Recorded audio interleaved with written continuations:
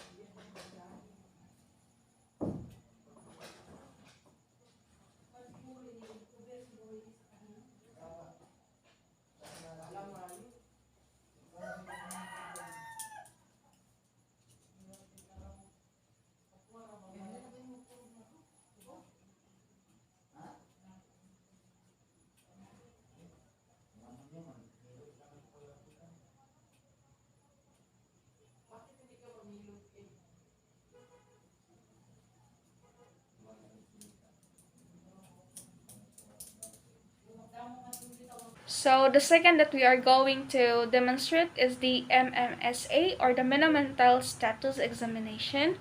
So first, let's define the MMSA, or the Folstein test. So it is a brief 30-point questionnaire test that is used to screen for cognitive impairment. It is only used in medicine to screen for dementia. It also used to estimate the severity of cognitive impairment and to follow the course of cognitive changes in an individual over time. It was introduced by Folstein et al. In 1975.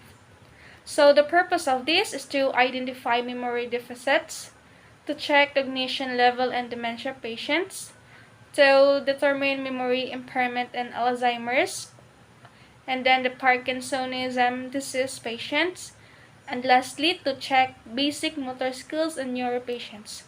So the materials or equipment that we are going to use is only paper, pen, and the recording sheet.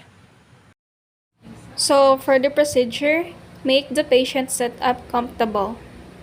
Explain the procedure to the patient and ask questions according to skill and do rating. So first is we have the rotation to time. So I'm going to ask you from the broadest and to the most narrow.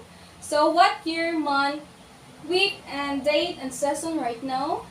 Year 2022, month is May, last week of May 24, and the season is cloudy. Okay, so for the orientation to place, what is our country, city, name of the building, and what floor are we on? Philippines, Tindag City, Adela Cerati Memorial Medical Center, and we are in the third floor. Okay, so for the registration, I'm going to ask you to name the 3 objects, and you need to repeat them and remember them because I'm going to ask you in a few minutes, okay? So can you name the 3 objects? Ball, Okay. car, and man. Okay, so for the language, name the brand of a pencil. Faber-Castell, Mongol, and then HB. Okay, so name the brand of a watch. Rolex, Michael Kors, and Casio. Okay, so for the recall, what are the 3 objects that you named earlier? Ball, car, and man. Alright, so for the repetition, you are going to repeat the phrase that I'm going about to say, okay? So, thou shalt love the Lord, Thou shalt love the Lord, thy God with all my heart, thy God with all my heart, and with all my soul, and with all my soul, and with all my mind, and with all my mind, and with all my strength. and with all my strength.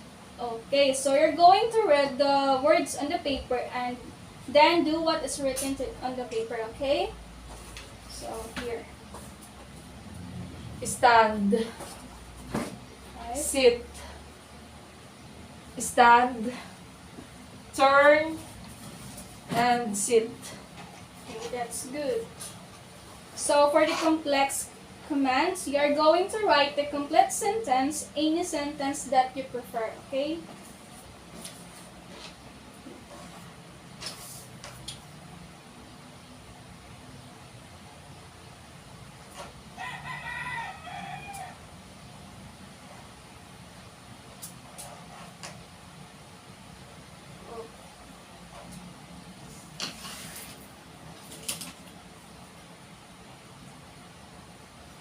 Okay, so, and then copy the picture in the paper.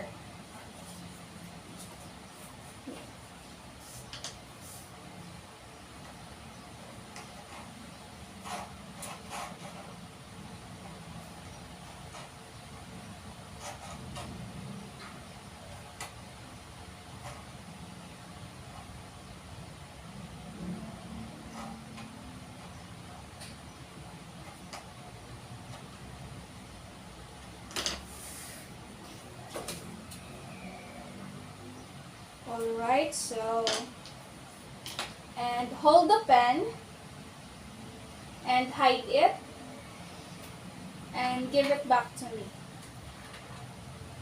Okay, that's all. And then the next that we are going to demonstrate is the Denver 2 Developmental Screening Test, or the DDST. It is made by Dr. William Frankenberg and his colleagues in Denver, Colorado. It is the most widely used developmental screening test for young children. The oldest and best known, DDST has been revised, re-standardized, and renamed the Denver 2. The Denver 2 may determine relative areas of advancement and areas of delay in the development of children. So, the screening is a method of showing what a child can do at a particular age and not an intelligence test.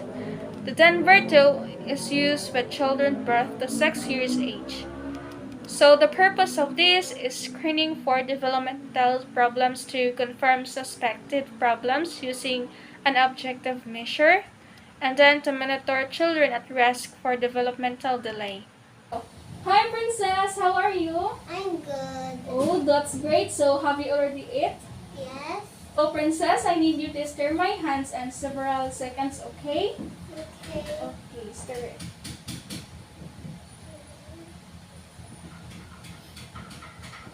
Princess, I have 2 cubes here and you need to transfer it to your hand, okay? Okay. Put us.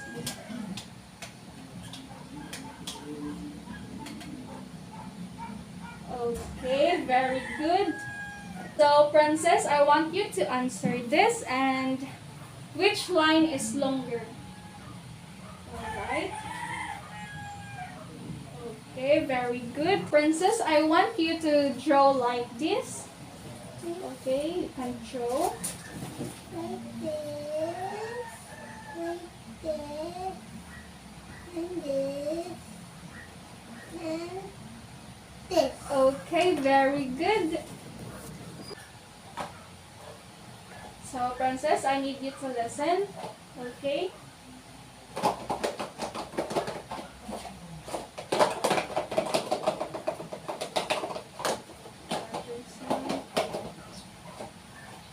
Okay, Princess, I need you to point which one is flies.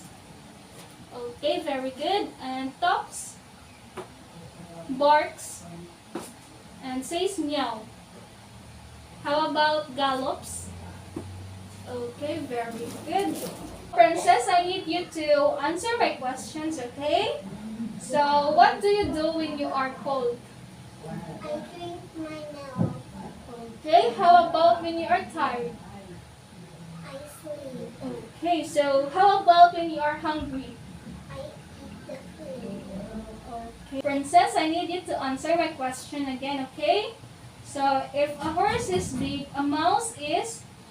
Small. Okay, very good. If fire is hot, how about the ice? Cold. Okay, if the sun shines during the day, how about the moon? Night. Okay, very good.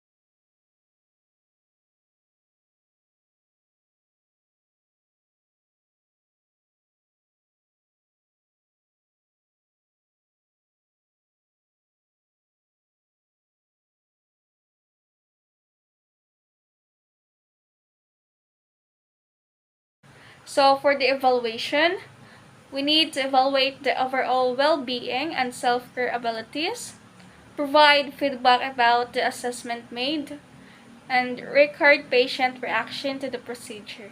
So, for the documentation, document all assessment findings according to your facility's policy, and then document patient's reaction to the procedure.